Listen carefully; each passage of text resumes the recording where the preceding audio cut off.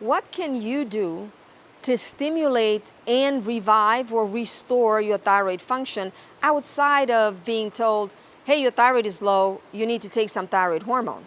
Well, as it turns out, you have this very important enzyme called deiodinase.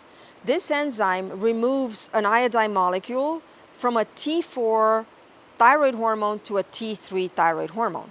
This process of transformation from T4 to T3 is by removing an iodine molecule, hence 4 iodine molecules to 3 iodine molecules from a tyrosine nucleus. That is what's happening. T3 enters the cells, T4, it's a deposit form, it's a storage form.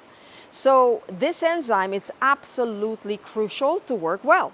It's your worker bee as far as your thyroid is concerned.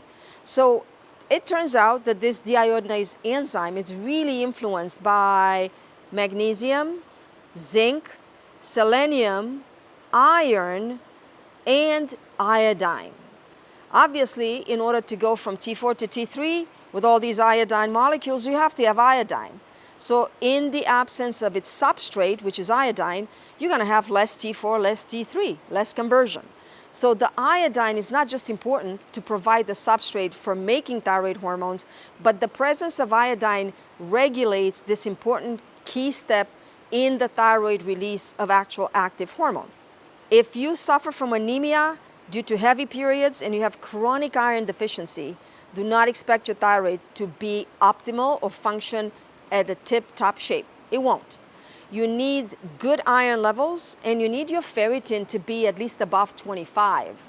I see patients who are young and healthy and they feel pretty good, but their ferritin is 5 and their iron is low and they have thyroid issues. They feel pretty good, but their skin's dry, they're constipated, they have some irregular heavy periods, they have other signs and symptoms of thyroid which are very critical to detect.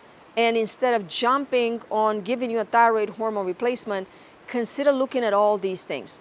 Magnesium, it's an essential mineral that has thousands of enzymatic reactions in the body that it's responsible for. Zinc and selenium are also essential minerals, and they do a lot of things in the body, including the governing of this deiodinase enzyme. You can test zinc, you can test selenium.